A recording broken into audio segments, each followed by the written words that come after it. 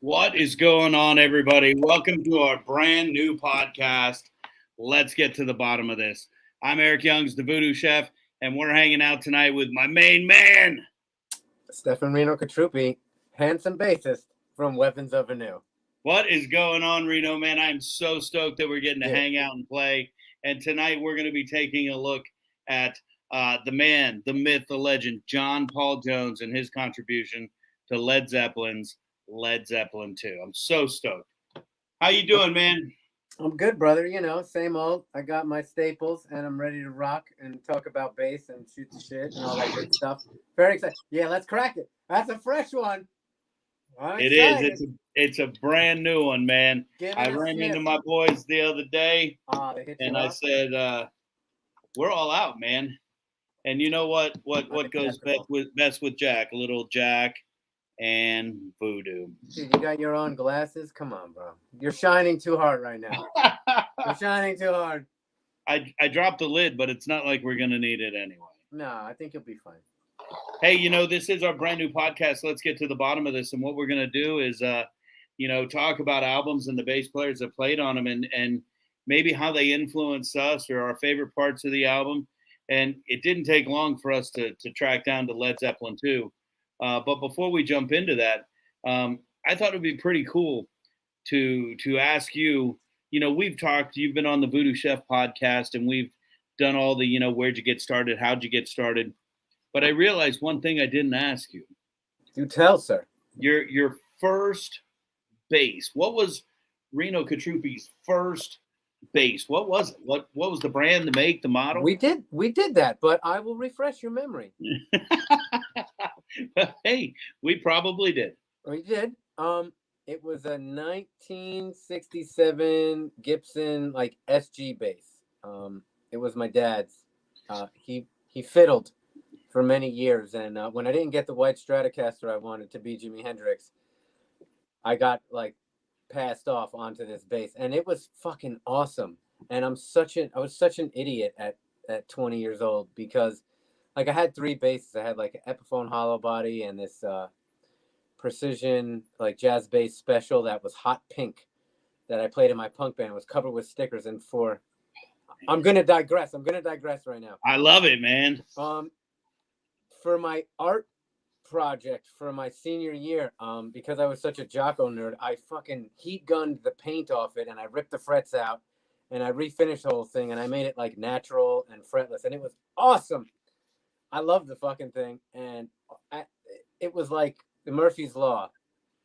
All three of my basses stopped working in the same week, and I was totally bummed out. And I didn't know you could take them to get fixed or nothing, and I didn't have any money because I was 21, a fucking stupid kid, and I'm all three of my basses are broken.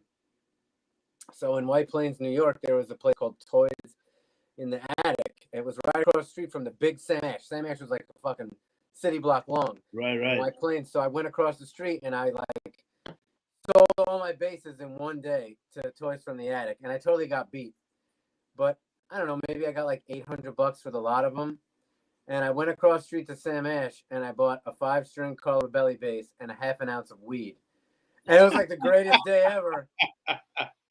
It was the greatest day ever because I was I got a bass and weed and an extra string.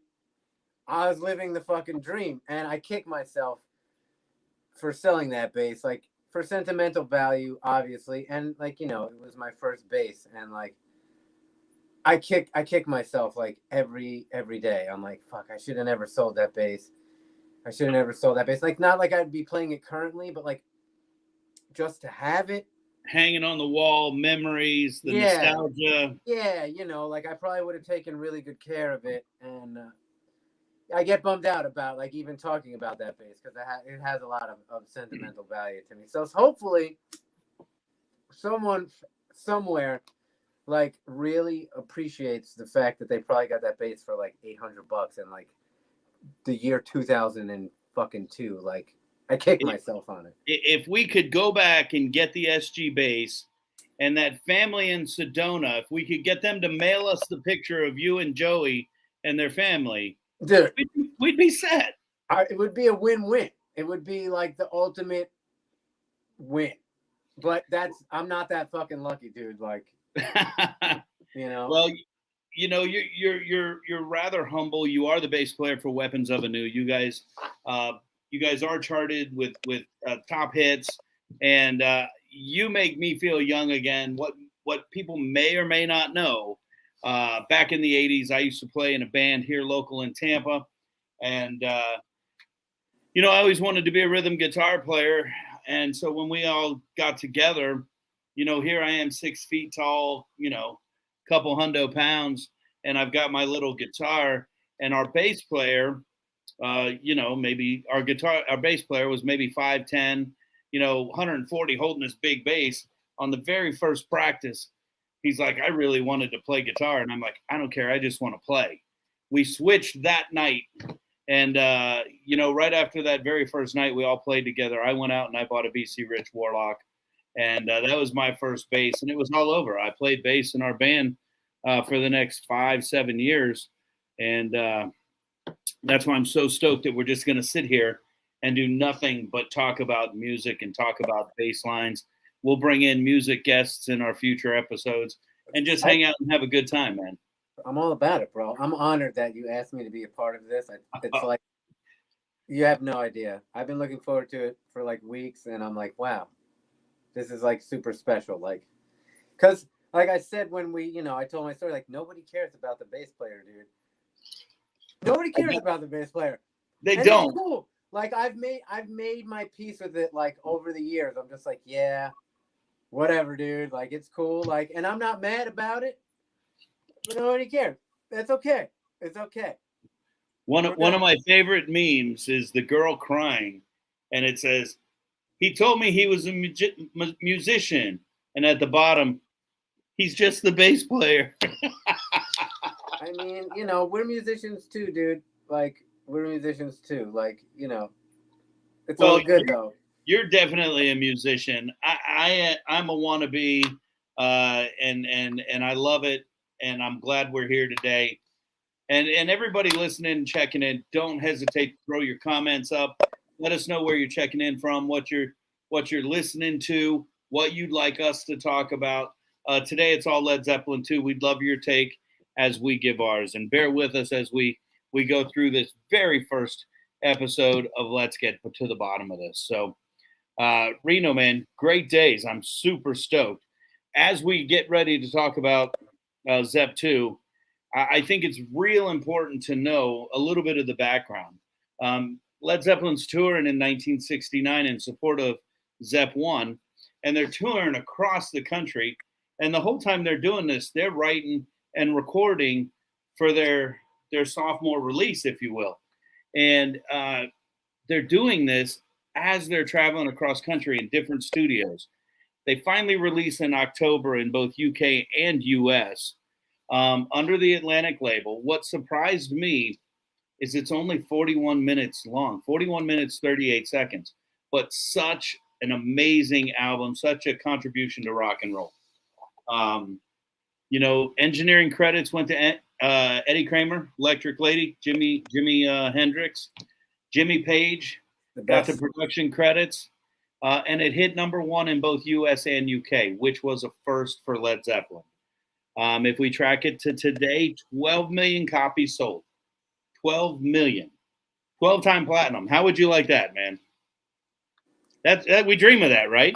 I could, dude, I'd be happy with way less. Way exactly. less than that.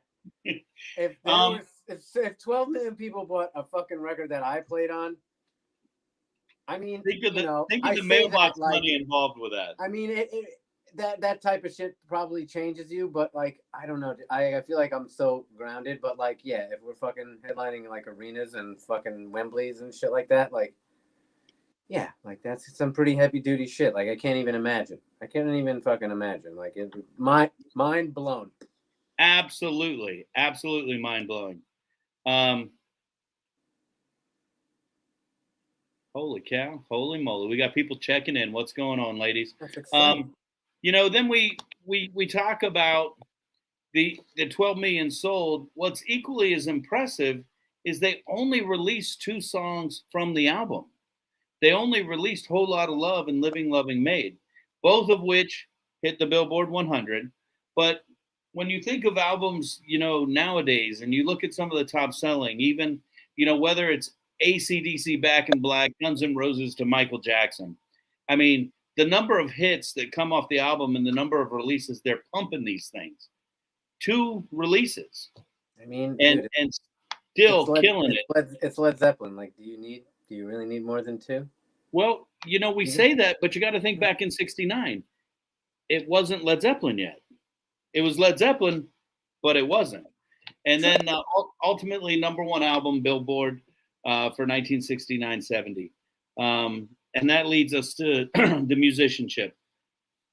When you think it's Led Zeppelin, when we go back in the day, you had 2 studio musicians, Jimmy Page and John Paul Jones, who wanted to do something different. They get together.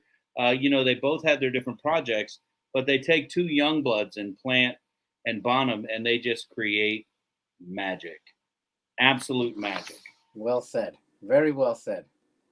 So I don't know how you feel. When we were talking about this, no other Zeppelin album came to mind. 2 was the one that we had to talk about. It's weird because I'm a big fan of 3. Because, like I said, I grew up listening to a lot of vinyl. And my cousin, the summer I learned how to play bass with my cousin. Right. He had them all on vinyl. And 3 had this, like, rotating wheel. Like, it had these little, like, picturettes. I don't know what you would call them. And, like, the rotating wheel would go around and, like, change the pictures on the cover of the album. And I was like, whoa. Like, dude, like, that was cool. I never seen nothing like that before. And I was rocking that. And then he's like, no, we got to, like, listen to all of them. And honestly, like, 4 was my first, like my real introduction to it. My mom had 4 on vinyl. And we used to live in my grandma's house in the attic. And she had, like, a bunch of records. And, dude, I discovered Stairway by accident. If you can imagine that being a thing, because I was like 13 when I really started getting into playing and stuff like that. So I didn't know, like, really a lot of what the fuck was going on. And, I made, like, a mixtape, and one side of the mixtape was Led Zeppelin, Stairway to Heaven, like 90 minutes or 45 minutes of just the same song. Like, imagine overdubbing that like 800 times. And then I went back and listened to all the other records, and I was like, this shit is epic, dude. And, like, at that time, I was still in conflict about being a bass player because I was mad that they didn't get me a guitar. So I wasn't even really paying attention to John Paul Jones at that point in time. I was like, Jimmy Page. Eventually, I got over it, and I was like, okay, I see what's happening. And I went back and listened to all the stuff, and it was like, yeah, dude, like, are you fucking kidding me? Like, Moby Dick. The mind is blown. The mind is blown. Constantly being blown. Constantly being blown. I think the more you listen to Led Zeppelin, the more you realize the masterpiece of what they created. I used to listen for Jimmy Page. I always wanted to be a rhythm guitar player. Paul Stanley was the guy. You do what you want with that. It's all good. Whatever, dude. He writes great songs. He's in the American Songwriters Hall of Fame. Yeah, ridiculous. He's worth hundreds of millions of dollars. You guys, you can go back and call them, bubblegum rock, whatever you want. It's all good. Dude, that's some good shit. That's good shit all the way around. But when you listen to Led Zeppelin 2, you get it opens up with Whole Lot of Love. The now infamous 3-chord intro that what guitar player, when you hand them a guitar, who doesn't do it? Who doesn't do it? But and again, wanting to be that guitar player, that's what I wanted to play too.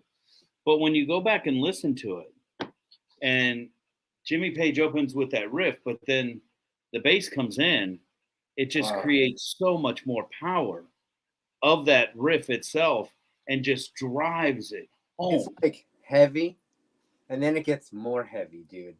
Like you think it's there, and then it all happens. Everything comes in, and it's like, fuck me, dude. You know? I still believe, as much role as that bass plays in that song, it is definitely guitar centric. Sure. And the guitar is the highlight, but that's okay. As a bass player, that's kind of the role we have to play too, is holding it all together and making it all amazing.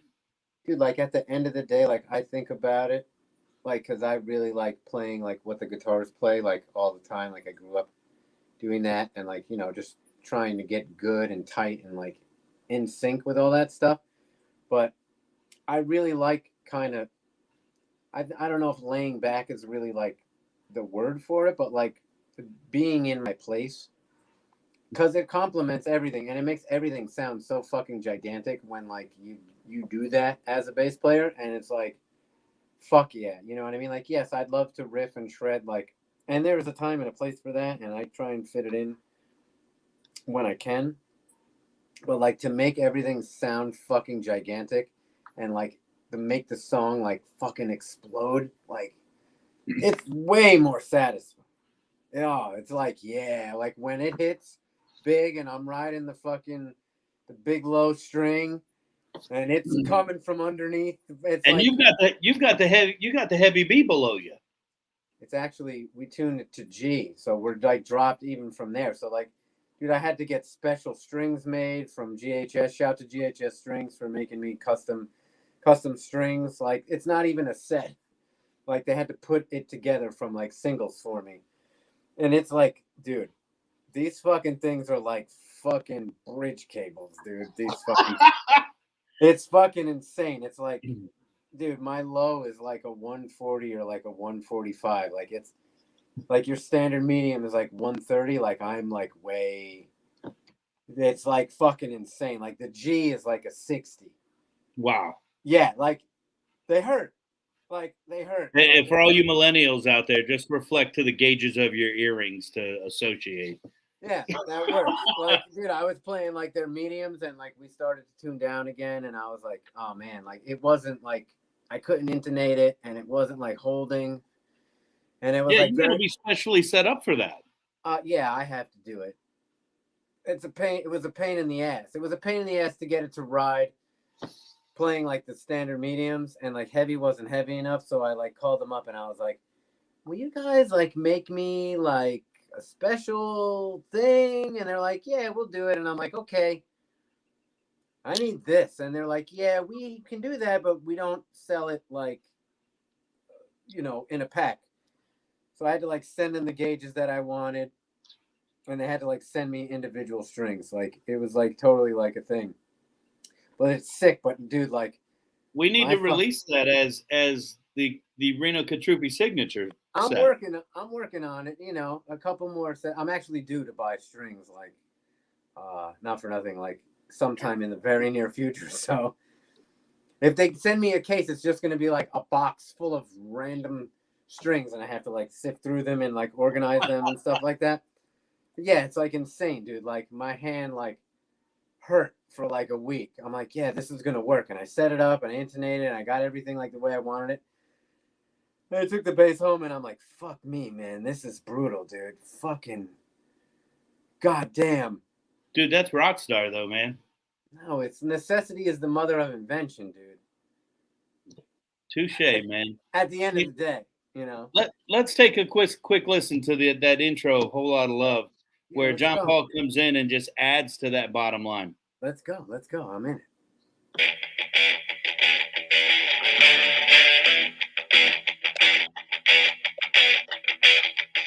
You need just that drive. Dude, the vocal makes it, bro. Like, dude, the fucking vocal makes it. You know, something just absolutely amazing about this album that most people probably wouldn't, you know, if you're not digging deep and you're not studying music, you're not going to know. If you listen to the beginning of the song, there's a cough. They wanted this to be real and raw, and they didn't want to edit things out that they didn't have to. And you hear that at various times throughout the song. I mean, some of John Paul's bass lines, 100% improvised during the recording, which just, again, emphasizes how amazing he is. Dude, it's crazy, right? Because, like, I was listening to this record, like, for the past week. Like, there's some spots, like, the form is the same, but, like, his turnarounds, like, it's a different turnaround, like, every time. Like, every single time, I'm like, okay, he's playing that there. And I'm like, fuck, he changed it up again. But it's, like, so nuanced and, like, it fits everything so well. It's like, goddamn, like, was he thinking of, I wonder, like, was he thinking about, like, okay, I'm going to do this? Or was he just, like, feeling it out and, like, I'm just going to, like, fucking let it ride and, like, pop it in here and there? Like, that's what I love about him. It's like, it's never the same. Like, it's never the same. The fucking turnarounds, like, it kills me because I'm like, God damn, he's, like, in my mind, I'm like, he's doing it again. You know what I mean? Like, oh, he's doing it again. Like, he's switching it up or he's playing something different here. And it, like, all gels together, like, so fucking perfectly, dude. And I'm, you know, I'm listening to it and I'm thinking and I'm like, is he doing that shit on purpose or is he just, like, fucking having a good time? And they're just keeping it? Like, is the producer trying to produce him or is he just like, don't worry, dude, I got it. Just You know, they say most of these came from jam sessions that they would do while on tour. And that's where the songs derive from. And I would have loved to have been a fly on the wall and sat there and see them jamming and have Jimmy just shout out the guitar progression and, you know, 1-4-5, 1-3-7, whatever it is, because a studio musician is just going to pick it up and run with it based on the chord progression. And that's probably where the different turns come every time because they're just improvising as they go. And that just even a more of a testament to their talent. That's the shit that makes me happy, dude. Like, music today is, like, real rigid, you know what I mean? As far as, like, you go in the studio and it's like, okay, here's the parts. And it's like when I go in, like, you know, either I'll be there when, like, you know, the guitars are getting recorded or sometimes I won't be there. And, like, I'll walk in and, like, I'll wait. Like, sometimes it'll be like, you know, I'll do the song as it's happening, but then I'll want to go in and change shit.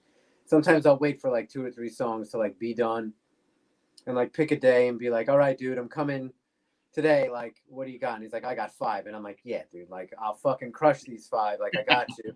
And they'll send me, like, roughs and I'll be listening to the stuff. And I'll, like, play it out.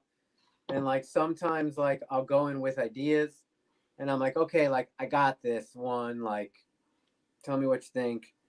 But, like, I'm still open to, like, working with our producer and being like, okay, dude, like, here's what I have. Let's meet in the middle. Like, let's do one like I want to do it. Let's do one how you want to do it. And then let's do, like, a shared one. And we'll, like, fuck around, you know, and just try and find, like, the sweet spot for all the stuff. And in the end, I'm, like, always, like, extremely happy. Like, Mike Ferretti is a joy to work with. And, like, Freddie's always a joy to work with. And I'm like, all right, dudes, like, here's what I have. I'm going to come in and fuck this fucking thing up. I'm coming in to bring the thunder. But, like, we'll collaborate. And, like, at the end of the day, like, it all comes together. And I'm like, yeah, okay. But it's like, you know, let's do it like this. Let's make it like this. And there's some songs on the new album, like, where I did things a little different. Like, some verses, I mixed it up. Like, I changed, like, end tags going into choruses, like, here and there, or, like, play shit differently. But it's just like very subtle. Like, you wouldn't notice unless you were really listening to it.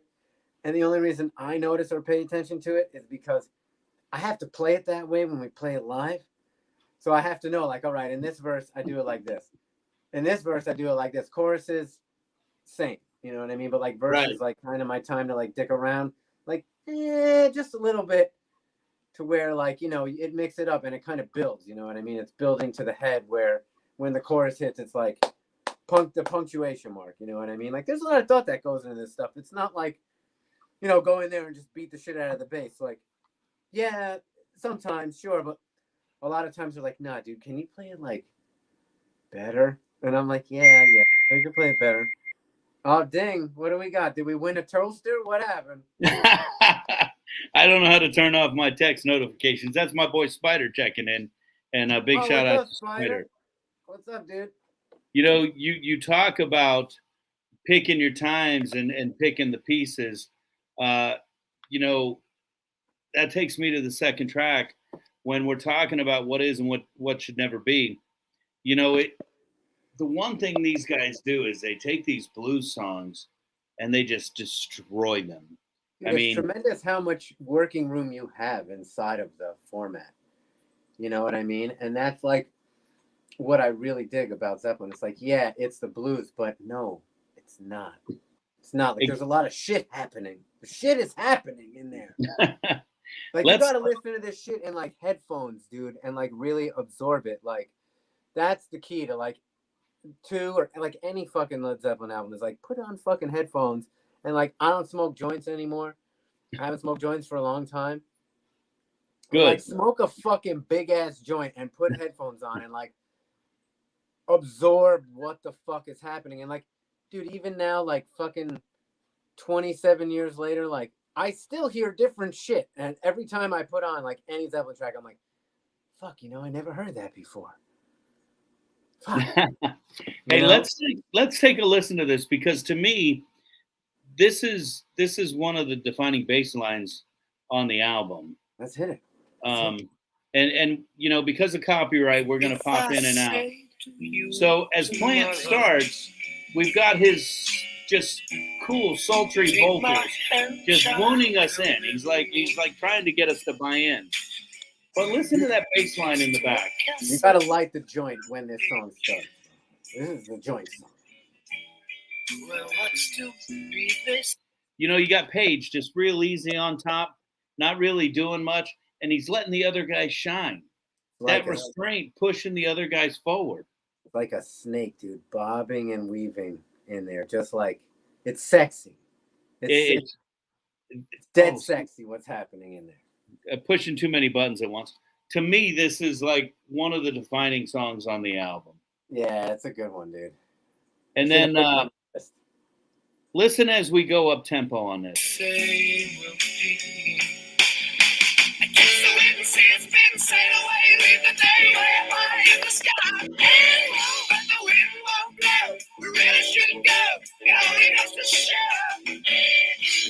We've got we just totally flipped upside down, because now we've got the descending bass line and an almost rhyming rhythmic lyric, dude, that's just changed everything of that song like that. Tremendous, dude. Like, fucking, that's my favorite word when it comes to talking about music. Like, that shit is just tremendous, dude. Like, so many different things are happening all at the same time, but they're all working together. It's like a well-oiled machine. It's like a car engine. All the pistons are firing, and like, it's just making fucking magic happen, dude. Like, it's I love music, dude. Music is the best. High five for music. Like, fucking music is the best shit. Oh. Like, fucking for real, what's better than that shit, dude? You know? You know, I'm not going to make any stories. I had a shit day today, dude. All day, I'm just like, God, when's it going to stop?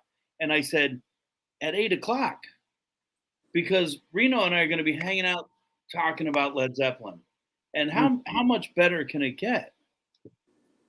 Not much. Not too much. It's like a great escape, dude. And you know what's fucked up? Like, I don't listen to, like, because I play, like, I don't listen to, like, music, like new music. I don't really listen to new music.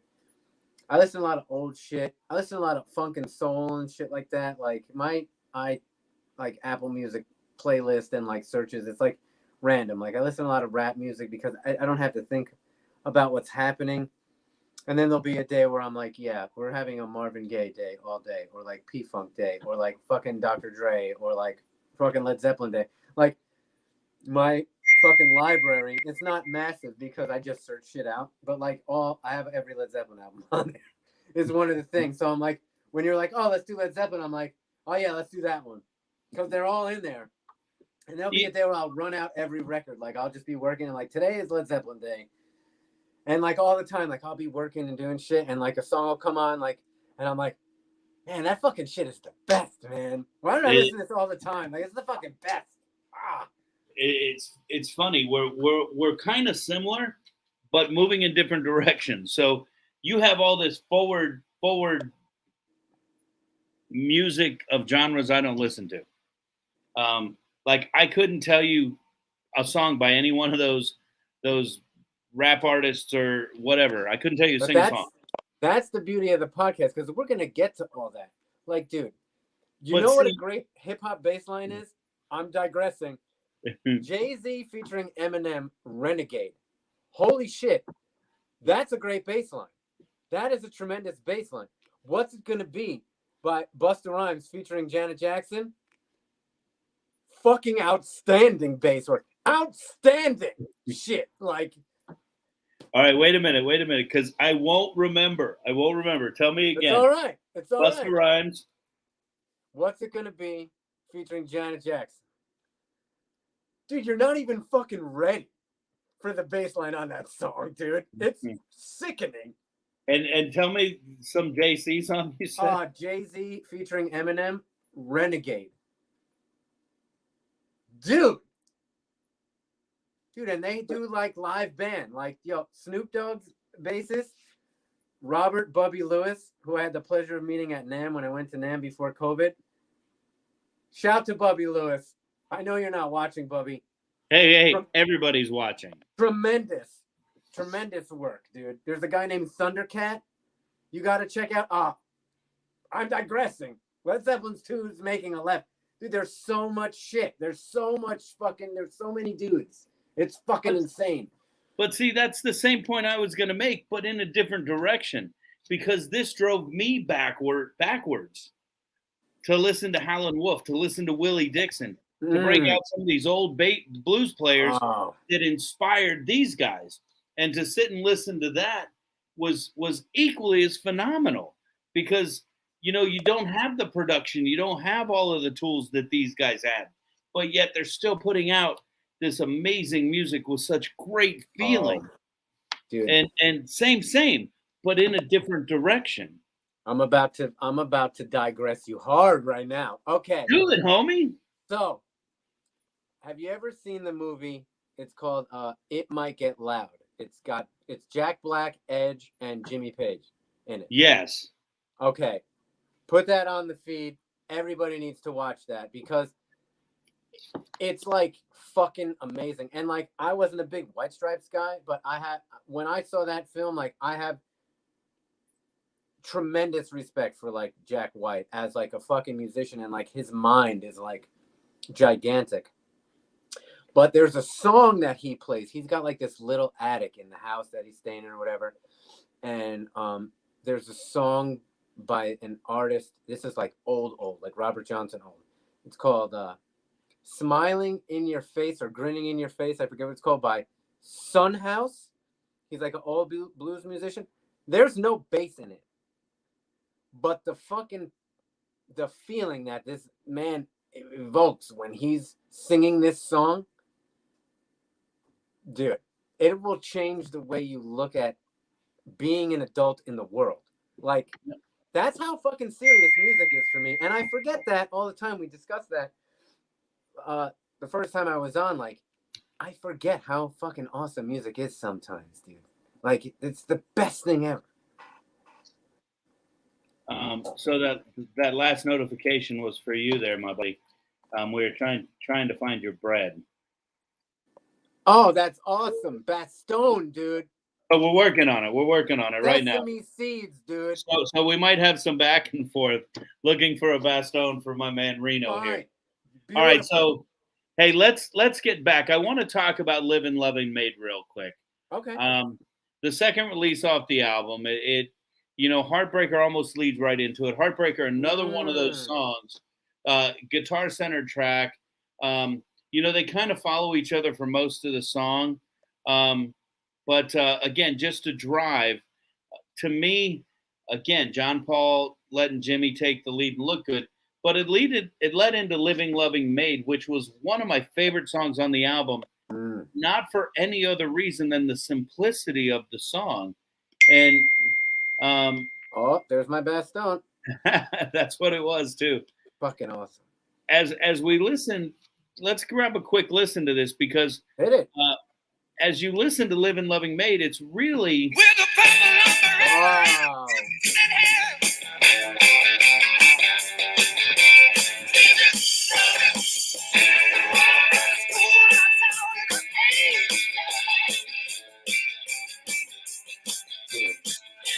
Now here comes the change, right? This is where it gets good. That's the best hit right there, dude. That fucking bass line is killing it right now. Killing it. You were talking earlier about the different changes and the subtleties. Where most bass players would be happy just to get a couple of those accents, that's where John Paul takes it to the next level and adds those just one or two extra notes that you're blown away. But as you listen to this song, I just in hindsight, now that we're in 2022, whatever the fuck year it is, this has very strong 1980s hair metal vibe to it. Just that chug. Tell me more about that. Break that down for me. Break that down. Well, let's take a look at it. When you look at the songs of the 80s, the hair metal, if you will, the verses were generally just over that solid open chord. And that's what we heard. And the vocals led the track, separated by a main riff. And I mean, it's the blueprint. It's the blueprint. They took the blues, turned it into heavy metal. They took a simple jam song that Jimmy Page didn't even want to play out live. Ended up being the second release off the album. And I don't know, could it be the blueprint for 80s hair metal? I mean, it's pretty cut and dry when you look at it from the eyes of where we're at today, in my opinion. Okay. What are your thoughts there, Home Slice? Duly noted. I mean, I was just a wee lad in the 80s. So I don't really have like a frame of reference for what was happening before that. I'm a beast at playing that open A with a hard pick. Let me just tell you. I believe you, buddy. I believe you. And there's a lot to be said for that also. It's weird, like, because when I was growing up, like, I brought it up on, like, the first fucking thing. Like, the first record that inspired me, to like, gave me, like, the music tingle. We'll call it the tingle. Gave me the tingle was, like, Dio's Last in Line. It wasn't Motley Crue Looks to Kill? It was not. I didn't understand. In hindsight, I understand. No, I'm with you, man. I'm just busting. As a 5-year-old or 6-year-old, like, I had no idea. You know what got me to MTV, like Quiet Riot's video, when they're in the sanitarium and he's wearing a mask. Health. Yeah. Mental health. That for me, I was like, what the fuck is that? What's happening there? You know what I mean? Like, I didn't understand. No, but I could see that. I could see, like, the very direct, like, chugging. I see your point. That's very valid. I'll give you that. No need to overanalyze, like, because the 80s I feel like was a simple time for songs, but dude, there were a lot of guys that fucking ripped in there. Also, like, honestly, one of my top bass players, Rudy Sarzo, dude, played on everything. Played with everyone and recorded probably every bass line you've ever heard in that like 10-year period, and still doing it to this day, dude. Like, he's a fucking monster. Your favorite version of Rudy Sarzo? What band? Jeez, man, I can't give you one because all Rudy Sarzo. How about Definitely Not Quiet Riot? He wouldn't be your favorite. That wouldn't be your favorite version. Not necessarily. No. Mine's definitely Ozzy Osbourne. I mean, yes, I'll give you that 100,000%. But like, dude, he's been on everything. Like, there's shit he was probably on that he wasn't even credited on. Like, they credited some other guy, but it's like, yeah, that's Rudy Sarzo. He played with Kiss too. I mean, I was watching an episode the other day. They were arguing about whether or not to give Anton Fig credit on Dynasty. I mean, come on, it is what it is, man. You should. He did, and they did. You should. I mean, he played it. Yeah, you should. So, oh man, I wanted to ask you about your thoughts on somebody else, and my smart ass got in the way. No, just think back. Go through the progression. Find out where you lost it. It's gone? The quarter of a bottle is the progression, and we're well on the way. You know, when we were talking about Rudy Sarzo and Quiet Riot, Ozzy Osbourne, and leading into musicians. Who's your favorite Ozzy guitarist? You know, Freddie and I were having this conversation the other day. Because it's a pickle for people. You know, he opened my eyes. I'm not going to make a story. Okay. So I'm going to tell you that I don't know who I saw play with Ozzy. No, I saw Jake. I saw Jakey Lee with Ozzy twice. I saw Zakk Wylde with Ozzy twice. I think Brad Gillis is a beast for what he was able to do. Duly noted. But, you know, if we were to go that route, I really, really, really like the sound of Zakk's guitar. Okay. But I like the styling of Jakey Lee. But if you had to choose, like gun to your head, Desert Island. Well, I'd have to go Bark at the Moon, Jakey Lee. Okay. You? Ultimate Sin, bro. Jakey Lee. Ultimate Sin's a great album too. Dude, Killer of Giants. Greatest Ozzy song ever. However, there's a big parentheses. I have a parentheses. Like, I love Randy. Don't get me wrong. Like, tremendous. But I think Jake took it to the next level. However, Diary. Let's give a chef's kiss for Diary. Oh, man. Mind blowing right there, homie. Dude, there's like a digital they remastered that album. It's on like Apple Music. I like put Diary on repeat. Like, just that one song. The fucking guitar work is tremendous, dude. And when the fucking like chorus or like the singing girls come in, it's like, whoa, what? Oh, but yeah, Jake, dude, like all day. You know, we've got my boy Don Hill checking in, and Don, big shout out, man. Much love for all you did in the world of education. He's giving a big shout out to Geezer Butler, and I got to tell you, that was one of the albums we talked about reviewing. And you might see it in the near future, my friend. We can do Paranoid. I'm not opposed to Paranoid. We got a lot of people checking in, Reno. We got Jose Chu checking in. Big shout out. Of course, Dalia is still with us, probably listening to us at work. Spider's in and out. Big shout out to everybody checking in. What we're doing here tonight, we're getting to the bottom of this. And what we're getting to the bottom of is the bass lines of Led Zeppelin 2, along with whatever else comes to our mind here. Here's the thing, dude. Given our multiple left turns, it's going to take a long time for us to get to the fucking bottom of it. Let me just be completely honest. We can't both be ADD, you know? Oh, dude, I'm a fucking forget about it. It's gone. It's all gone. You know, we were talking about the 80s guitar and how Live and Love and Made may have influenced a lot of that 80s musicianship. When we were talking about I know what I was going to say. I'm back. We were talking about it led us to Rudy Sarzo. Jose Charuco says Perry Richardson, the new bass player for Stryper, is a way underrated bass player. I have yet to hear him, but I will check him out. Thanks for the recommendation. Well, maybe you have to go see Stryper with us. We'll be attending that show. Okay.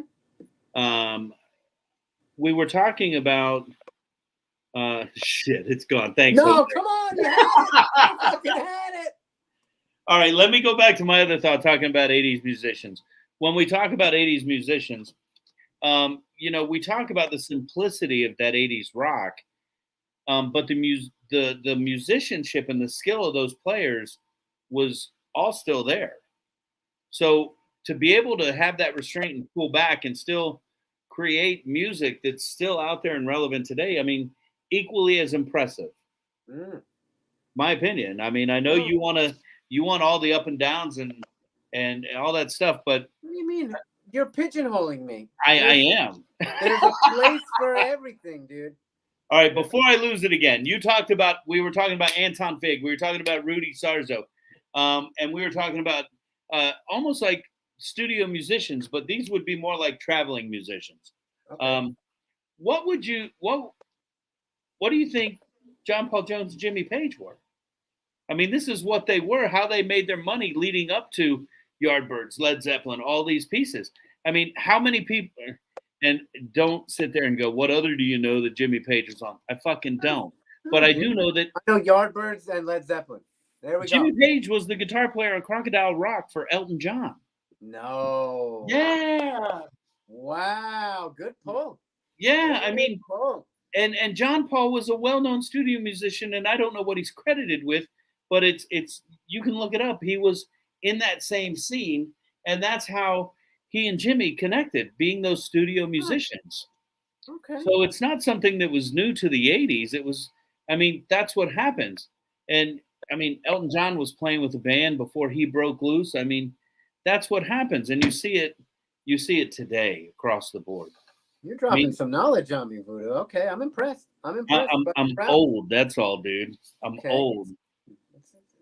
You look great, though. I look great for 62, don't I? You're not fucking 62. That's right. I look like shit for 52, my man. All right. You know, we've been flapping our gums, and we're sitting here talking about all kinds of smack, and we are all over the place. If you want us to do any albums, or you want to be part, let us know what you want us to take a look at, who you want us to talk about. We've got Dahlia checking in with Metallica. Are you a Burton, a Newstead, or the scary guy? What's the new guy's name? Trujillo? Yeah. Which one are you? Oh, man. It's hard. Okay. It's hard.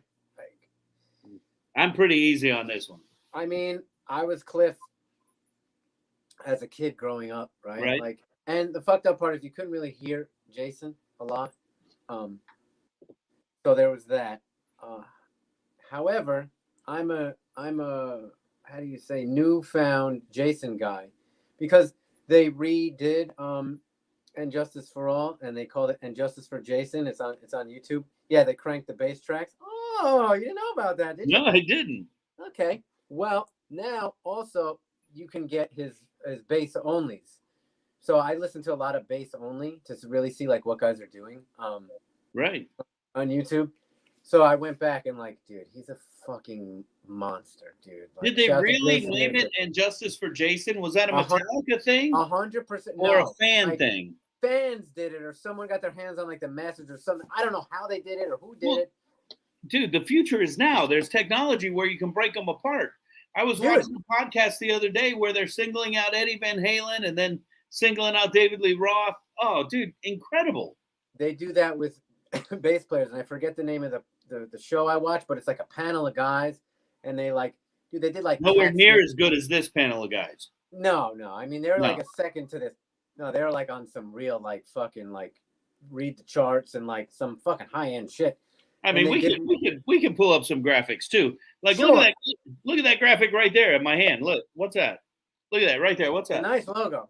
Yeah, I know. That's my man right there. That's a nice logo. That's a logo for the newly relocated Tampa's hardest rock band and hardest working band in show business, Weapons of Anew. And you guys killed it the other night. And for everybody that didn't come out to the Brass Mug with me, you missed out. I'm just happy to be able to get 45 minutes of freedom and rock out with my bros and entertain our fans. Like It's a joy. It's a joy for me. And it's free therapy. I don't have to go talk to someone once a week for $175. I just play the bass like a fucking idiot and run around. And it's a great time to have by all. Great time to have by all.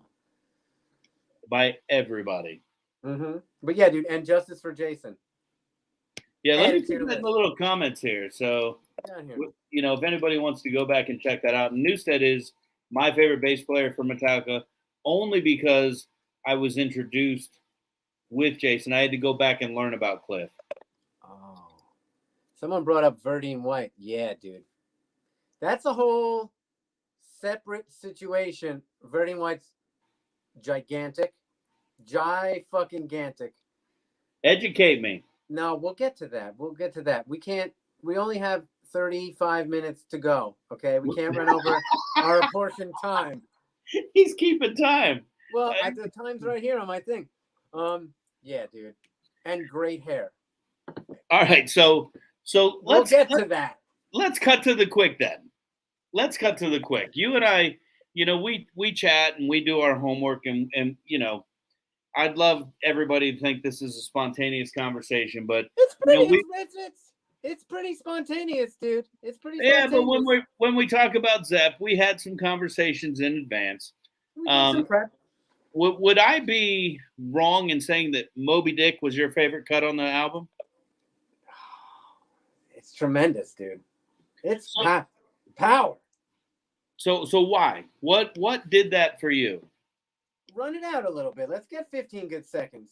Yeah, let's get it. All right, here we go. Here you go, guys. Moby Dick, Led Zeppelin.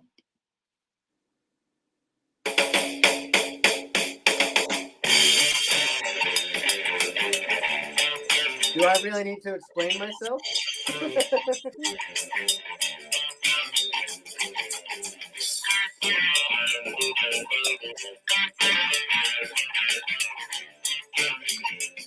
Here it is.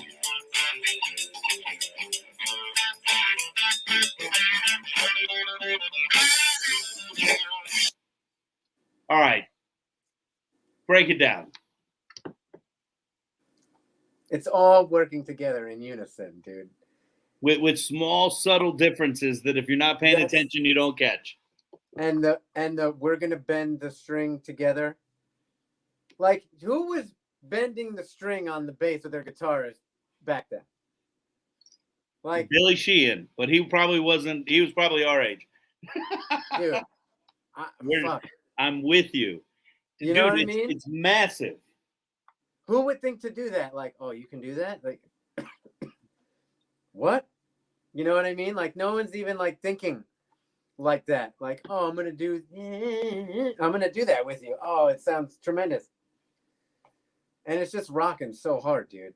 It's just rocking that backbeat on the drums. Like, it's like you said, it's all happening at the same time, but the subtle differences. That's what it's really about. And I challenge you guys to go back and listen to it, because you think JPJ is following Jimmy Page, but there's just little notes where he does something just a touch different, that if you're not paying attention, it almost just sounds like they're mimicking each other. But it's those small subtleties that just makes it so much larger. And it makes you just go. And you can't rewind a vinyl. So, like, to do that, dude, you know how many times I have to put the needle back, put the needle back, put the needle back, put the needle back. Hey, did you ever take like a 45 and play it on 33 so you could learn the bass line? No. No? No. Because it wouldn't come out in tune anyways. You'd be playing it like you just transpose it. Yeah, I hear you. You think a 13-year-old kid is transposing bass lines? Like, no, I'm not transposing. Wait. I think Reno Cutrupi is transposing bass lines. Yeah, absolutely. Nowadays, yeah, absolutely, sure. I do all day, every day, twice on Sunday. 30 years ago, no, I'm not transposing anything. I'm just pressing rewind on the tape. All right, deck. so time for me to digress, man. Yeah, hit it. So, you know, I'm hanging out at a show, watching my buddies play, and first of all, I'm just honored to say that my buddies, because it makes me feel cool. I show up to the event and I run into Kevin outside and he's like, Chef. He probably doesn't even know my fucking name. I don't give a fuck. He's like, come on, let's go in the back, man. Let's go in the back. And I'm like, And here I am. I'm not even in the club yet. I'm going fucking backstage. You're the team. You're part of the team. Dude, I love you for that. If I'll be on stage with you, but I'm too fat. We'll make room. So I go backstage, and there's everybody hanging out, just chilling in the dressing room. Amazing. And it's great to feel part of the family. Thank you to the entire Weapons family. Come on, dude. Of course. But then we get out front, and I'm watching you play, dude. And I got to tell you, my favorite part of the entire show, as cheesy as it sounds, you and Kevin are on one side of the stage, and you just start banging at the same time in rhythm with the music, and you're in sync, and then all of a sudden it stops, and you're just doing something different than everybody else, and most people don't even fucking realize, dude, but it's just so amazing. And then you slide over, and now you're with Freddie, and you and Freddie are just connecting and doing something. And then Freddie just decides to be, I'm a badass, and goes all up and down both hands, and it was over. And you can see this post on my site because that's up there, and he's just incredible. Dude, just an amazing show. So if you haven't seen Weapons, make sure you get them out. Hey, before we forget, and we need to make sure we do this let's get to the bottom of this. Where can people see Weapons? Where can they find Reno Cutrupi? Because it is definitely something that needs to be seen. Facebook, Weapons of Anew. Instagram, @Weapons of Anew. Twitter, which we need to get better with the Twitter. It's not my favorite medium, but that's Weapons _of _Anew. I didn't make that name. I swear to God. Spotify, Weapons of Anew. Apple Music, Weapons of Anew. It's very simple. We're trying to keep it very simple. We're out there. Sick Boy's up there. Collision, Love, and Hate. The whole album's up there. It's out there. We're on YouTube. There's Sick Boy, Top 100 hit. Make sure you check it out. Why are you smiling like that? It's just a thing that happened. I mean, I'm just a but it did happen. It's a blessing. We got to throw it out there, man. God is good, bro. God is good. He's a great God, and he's taking care of a lot of people. And everybody that's checking this out, make sure you jump on, check out those sites. Make sure you hit the likes, hit the shares, download the music. Just amazing music. Spotify, heavy on the spot. Go if you want to hear us, go to Spotify or go to the YouTube. Generate some traffic there. Let's get it rocking and rolling. Tell your friends. Tell them to tell their friends. If they don't have friends, tell them to tell a stranger on the street. Tell someone. Fucking tell someone. We're out here. We're doing the thing. All cylinders are firing. New music is on the way. It's a beautiful thing. I'm very, very excited. Very excited. The music world's different. We're not going to get into that, but definitely hit the social medias and check these guys out. Throw the hearts, throw the likes, throw the shares. If you want to throw those ats and slashes and throw some hate, bring them my way. Leave my boys alone. Fine. It's fine. I don't care. It's not everybody's cup of tea, bro. You know what I'm saying? There's plenty of shit that people don't like. There's plenty of shit that I don't like, but I'll give it a try. You know what I mean? Like I could tell you some things that I don't think I like. I don't think I like Busta Rhymes, Jay-Z, and somebody else you told me.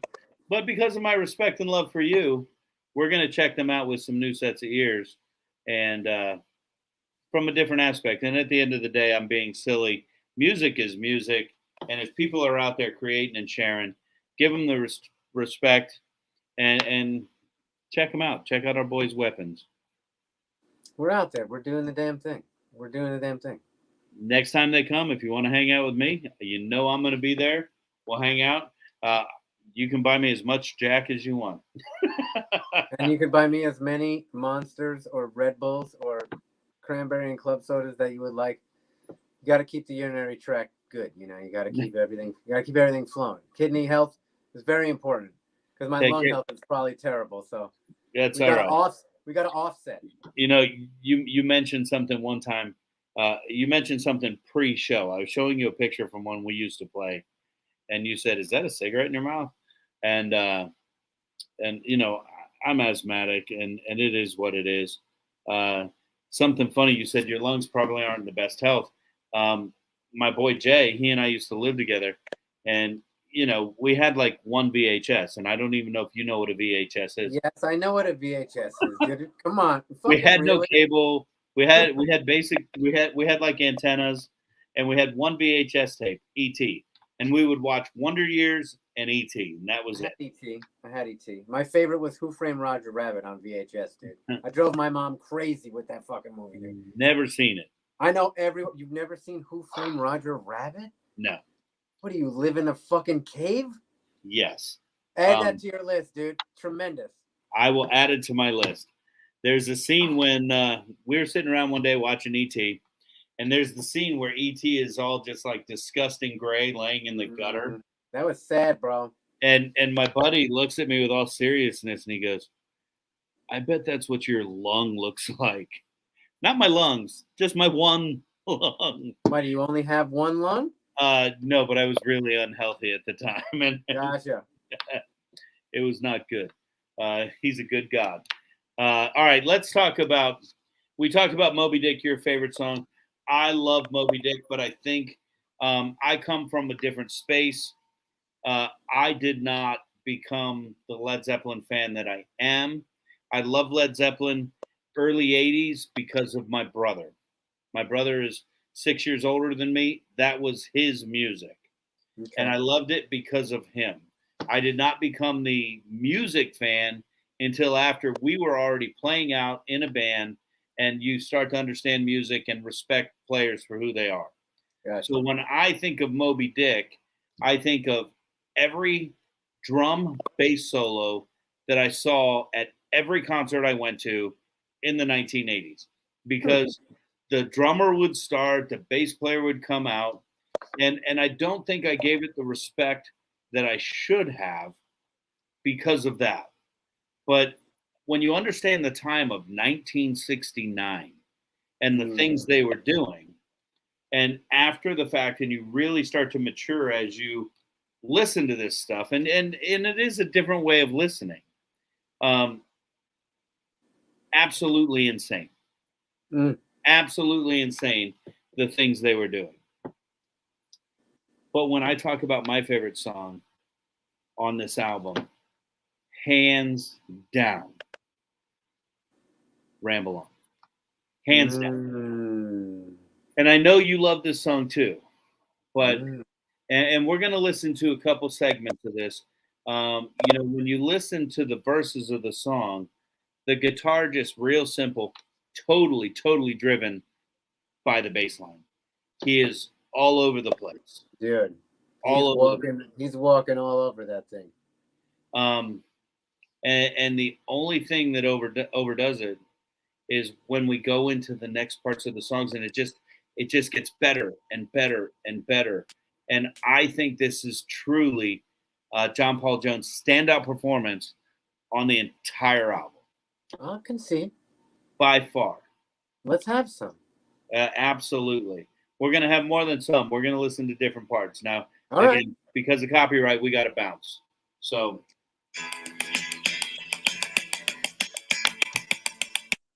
So I remember my brother and his friends. The guitar player, friend of his, would show my brother what to play, and he'd show him the guitar line. And then once my brother would secure the guitar line, he would come in and start playing the bass line on his guitar, which is getting ready to come in right now.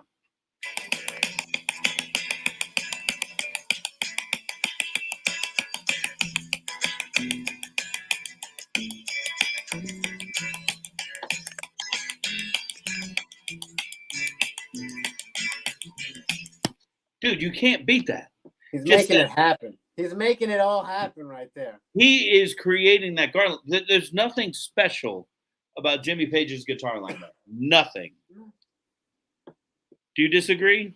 No, it's very like, I have these chords. Exactly. This is like somebody trying out a guitar in the back room at Guitar Center, Sam Ash. You know, just the whole drive is that bass line. The whole drive. Now let's see if we can jump forward a little bit and check out the next part of the song. Leaves are falling all around. Moonlight's my way. Here it comes. You ready?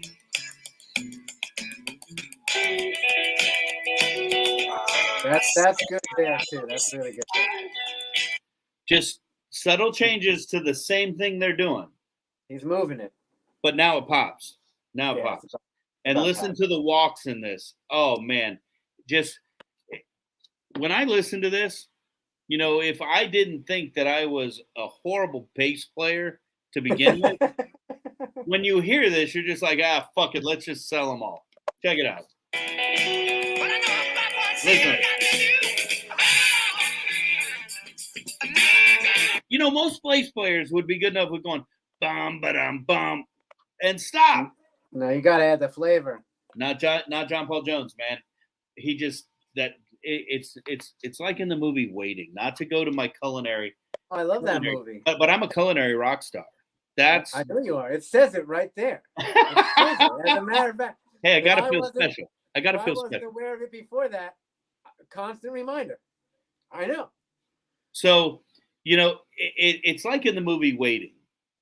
It's the difference between extraordinary and ordinary. It's true. That little extra. That little extra piece of little extra. And here we go. John Paul Jones with that little extra. Oh God. Yeah.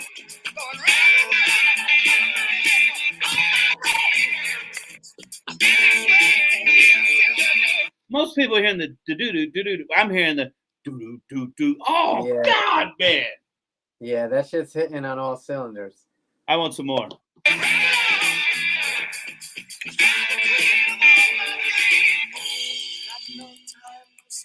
And right back to the just. They bring it right back down. Dude, I got to tell you, when we listen to, and I say when anybody listens to this album, if you're not just like blown away, you need to check yourself as a music fan, and for all my peeps out there, just so you know, this is what took Abbey Road out of the number 1 spot. I'm a white album. I'm a white album guy. I'm not gonna lie. I'm a white album guy. I'm not gonna lie. I'm a Led Zeppelin fan, dude. Hey, Paul McCartney is a stud. Paul McCartney's a stud. That's a whole separate situation. Like we can't even do like one album if we do Beatles. It would have to be like a conglomerate. If we're doing the Beatles, I'm gonna have to be the guest and sit back, and we'll bring in my buddies and let them join your conversation because I'm not that guy, and I'm not trying to be that guy, but it wasn't my thing. They weren't my thing either. It took me like I had to get older, and then later in life, I was like, oh yeah, the fucking Beatles, kill it, dude. You know what I mean? But I had to be older. I had to be older for that, you know. And now, like listening to it, I'm like, yeah, fucking, they're doing. It's complicated. And you have to listen to it with a different perspective. You know, you can't listen to "I Want to Hold Your Hand" and be like, oh yeah, you know. You got to listen to the musicality of everything they do. Yeah, dude. There's a lot of moving parts. It's a lot of things. And a lot of things. We can't digress into the Beatles because we'll be here forever. No. So if we were to take some closing notes on this album, what would be the biggest takeaway from Led Zeppelin 2 with Reno Cutrupi? Oh man, I didn't realize there was going to be a quiz at the end. Fuck. I am an educator at the end of the day. Shit, man. I should have been taking like crib notes like all week just in case like you decided to fucking do this to me because I honestly wasn't. All right, so how about this? Why you think? It's happening. You just keep processing. While you're processing, everybody out there listening, you know, this is Let's Get to the Bottom of This podcast. Thank you for listening. Don't forget to check out all the VooDoo Chef podcasts. Of course, the original, the no imitator, the originator, the VooDoo Chef podcast. Me and my buddy Big Eddie C. Tuesday nights talking all things food, all things culinary, all things voodoo. It's tremendous. Can we get a chef kiss for your original podcast, the originator of the podcast? Let's get a chef's kiss for that. It's beauty, man. I don't. Beauty. Just so you know, I don't chef kiss for anybody other than Reno. That's probably not true. I feel like no, 100% true. One hundo. And then, of course, our brand new podcast, Education Group 101, where we really take a deep dive into some topics in education.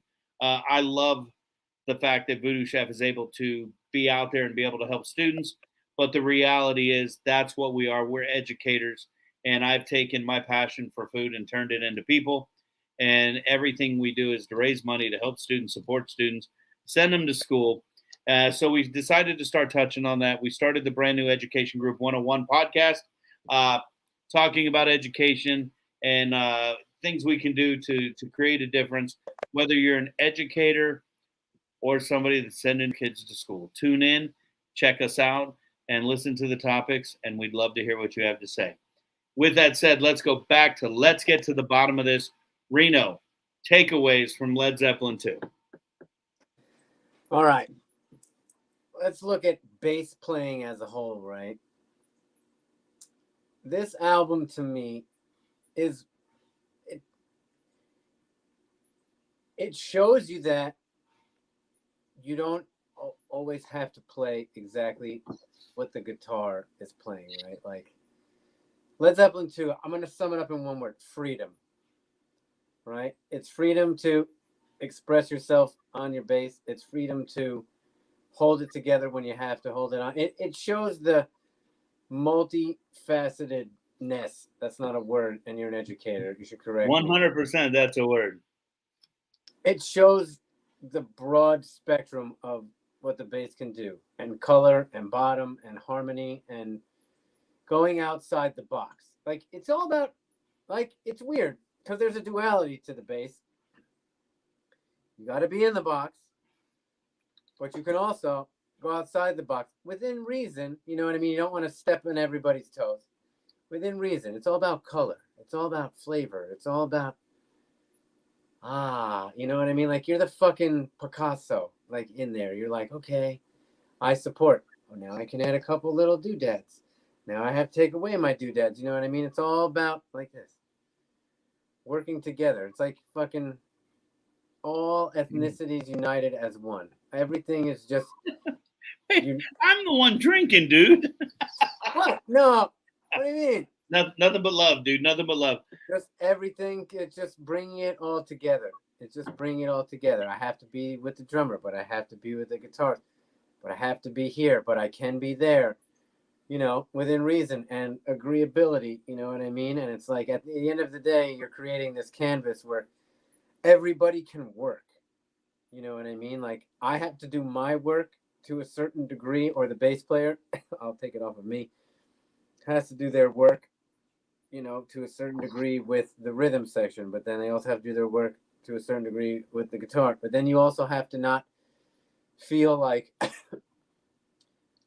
tied to having to do something a certain way. You know what I mean? Ultimately, it's John Paul Jones is the... Oh, is that my best stone? No, I got your best stone working. Woo! Big shout out to my main man Carlos Villanueva. Man, we've got Reno. You might have to be a guest on this podcast. What, dude? My man Carlos Villanueva, one of the most talented chefs out there. He's working on Reno's best stone. He keeps checking in with me, and we're gonna get you taken care of.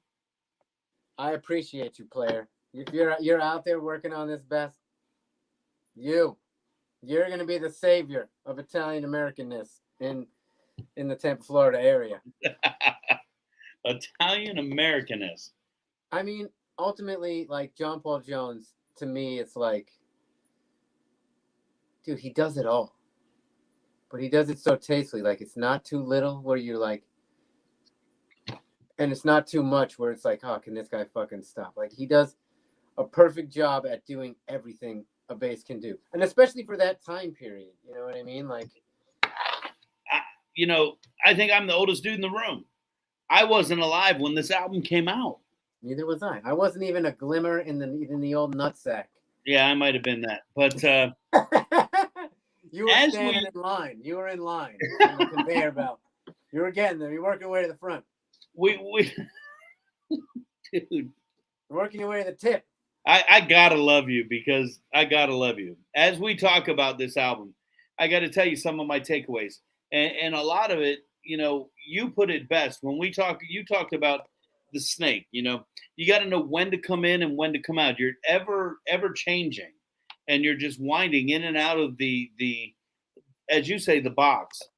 When you think of a bass player, their job is to groove with the drummer and hold that back end, that bottom, and hold it all tight. And when we look at this, and I don't know if it's the studio musicianship, the novice drummer, because let's be real, he was a novice at this time. He was the rookie. He was the FNG, even though he had an album under his belt, and so was Robert Plant, who I like to call Bob because that's how we are. Wow, really? I don't think he appreciates that, but okay. No, he's my boy. He said it was cool. Okay. Sorry, Robert. Sorry, I was kidding. When you look at this album, it's just total knowledge of your role. And when you talk about John Paul Jones, this is true magic. This is true. This is the pinnacle Led Zeppelin album in my mind. And everybody can argue for Black Dog, Stairway to Heaven. Doesn't matter. Let me stop you. When the fucking levee breaks, dude. What the fuck, man? All of that was set up because of the majesty of Led Zeppelin 2. They took their classic blues roots and put it on steroids. We didn't even talk about the Lemon song. Just absolutely amazing. Taking Howlin' Wolf's Killing Floor and just turning it into something majestic. Majestic. We did not talk about Bring It On Home. And I'm going to tell you, listen to the bass line, listen to Jimmy Page coming in with the guitar lines. It starts out with that just basic blues riff and the harmonica from Robert Plant, my boy Bob. Bob, way to be on the harmonica, Bob. But then it kicks in, and they just flip this classic blues song from Willie Dixon on its head and just turn it into heavy metal. And this is a defining moment. This is Led Zeppelin 1 was heavy metal. And this just further defined it and, put the final nail in the coffin of this is here to stay. Yes. And that's my opinion on Led Zeppelin 2. Tremendous. I'm going to go bump it in the car right now on the way home. I've been listening to this album for like you, a week, and you don't get tired of it. I don't get tired of anything Led Zeppelin, to be honest with you. Stairway to Heaven. But it has its place. When you, it does. That's when you need to hear, in your soul, you're like, I need to hear Stairway to Heaven today. Your favorite Stairway to Heaven moment? Oh, man. You mean in the song? Ever. No. In life. Oh, man, that's tough. Huh. Man, you got me stumped. So, Wayne's World, somebody plays Stairway to Heaven and they look in the guitar store. They're in the guitar store. He picks up the guitar. You're not allowed to. He plays Stairway to Heaven and they pretty much shush him. Awesome scene. Can't. My favorite Stairway to Heaven moment all time. One of the first songs I learned to play on guitar. After Firehouse by Kiss. 98 Rock. One day in Tampa, 98 Rock in Tampa, Florida. One day, just play Stairway to Heaven for 24 hours. Wow. That's a ballsy play. The next day, nothing but Stairway to Heaven. The next day, nothing but Stairway to Heaven. The next day, nothing but Stairway to Heaven. Wow. All leading up to this Sunday, a big announcement. Make sure you tune in. Everybody's like, oh shit, fucking Led Zeppelin's getting back together. Sure enough, what do they announce? Led Zeppelin is getting back together.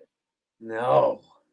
It was April 1st, and nobody had a clue. Such a strong play, playing Stairway to Heaven day after day after day, getting everybody to tune in and go, what the fuck? And then announcing that Led Zeppelin was getting back together. So many people had just forgotten that it was April 1st. And then they April Fooled your ass and turned into the rock station and added band after band, all Led Zeppelin and AC/DC. Such a strong fucking play. Wow, that's fucked up, man. Such a strong play. Whoever thought of that's a fucking genius. They should do that again. I would kill for. Well, I guess with Sirius, we could have an all Led Zeppelin station, right? Oh yeah, absolutely, 100%. What's your favorite Zepp song to play? Oh, Moby Dick. I mean, like I said before, I don't play a lot of other people's songs, but honestly, it'd have to be Dazed and Confused, because I learned it like when I was like learning how to play. And it's just, to me, the simplicity of it, but the way it moves, I'm like, it helped me learn the fretboard and like how the fretboard works a little bit. And I'm like, yeah, okay. Yeah, I can play this one. You know, you hear all the other songs and I'm like, I can't fucking handle any of this stuff. But it's like, oh yeah, Dazed and Confused. Yeah, I got that. I got that shit unlocked. Dazed and Confused, 100% taken from a jam on stage. Yeah. How crazy is that? When it works, dude. You know, when you capture that fucking lightning, what do? Like, oh, that's a good one. Let's have that one. You know what I mean? We did it. But we need another song for the album. Dude, I am so stoked with this podcast. I love hanging out. I love talking with you. And awesome. I am super stoked. I do want to throw something out there. You know, this is part of the VooDoo Chef podcast series. And we've got a pretty cool intro to this podcast, I think, don't you? Tremendous. Tremendous. So, Reno, you're going to have to be the judge of this contest, and I'm going to challenge everybody listening right now. If you can name every bass player that we have in the opening segment. Ooh, that's a tough one, even for me. There are some I'm like, oh fuck, who the fuck is that? I dug deep on that, dude. I saw. If you can name every bass player on our opening segment and put it in your Insta page or your Facebook page, I don't give a fuck which one, and tag both Weapons of Anew and the VooDoo Chef, we will put together a VooDoo Chef gift pack for you and send it your way. The first person who can name every bass player. And remember, it's not just I can name every bass player. You have to name every bass player and tag Weapons of Anew and VooDoo Chef. And that's going to be your challenge. And the first person who can do that, we'll create a nice little VooDoo Chef gift pack. Hey, can we count on some weapon stuff? What do you mean? What do you want? What do you need? What do you need? Maybe a shirt or I know somebody that needs a hat. You know, we don't have hats. We don't have hats yet, but I got you covered on shirt. Freddie, get on that. We need a hat. Hoodie. Yeah, I know. I'd like a weapons hat too, but shout out to Black Flies. I can't see that. What's it say? The fresh swag, Black Flies eyewear, Black Flies for life. What is Black Flies? They make our night sunglasses. We proudly endorse their eyewear. And they're very handsome eyewears, but they're also for ladies. Check them out on the Instagram. Tremendous eyewear. Why do you not have a VooDoo hat? Because VooDoo didn't give me one. Can I see the hat? Can you give me a 360? What? Snapback. Okay, but does yours do this? Oh, look at you, bro. That's some World Series Derek Jeter retirement 50th anniversary Hall of Fame fucking. Well, you know what, Reno? It's, we used to have a Gasparilla crew. And we've done a lot of things with Gasparilla. And when we ended the Gasparilla crew, we had to. COVID, the restaurant industry took a big hit. A lot of people told me that I need to drop the name crew. And that's when we came up with Voodies. We don't have foodies. we have hashtag foodies. Well, that's your own thing. You're an innovator, bro. As I've said since I met you, you're a fucking innovator. You know, and just so you know, Foodies Unite is something we do every Wednesday. We used to call it the Halfway Hangout. We now call it Foodies Unite because we don't just hang out. We want all cooks, all foodies, all voodies to come in on Wednesday night, 6 o'clock. We cook live most of the time. Tomorrow we have a pre-recorded episode because I may or may not be connecting with the members of Split Image, this badass rock and roll band from 1990 to 90. I don't know when the fuck it was. I'm old. But you can go on Facebook and check out Split Image. Make sure you throw them a like. Split Image band, Split Image. I don't know what the fuck it's called. But Foodies Unite is something we do every Wednesday. We cook semi-live, most time live. And, you know, we're just having fun hanging out. And we created the term foodies because my team suggested that we drop VooDoo Crew because it was associated with our Gasparilla crew. Okay. But like most things I do what I want to do. One of my favorite things is to pass out fuck yous for free. And that's good. You know, they're free. You know, I'm like Oprah. You get a fuck you, you get a fuck you. It is what it is. Yeah, two. I got a couple people that I'll give 10 of these motherfuckers right here. It is what it is.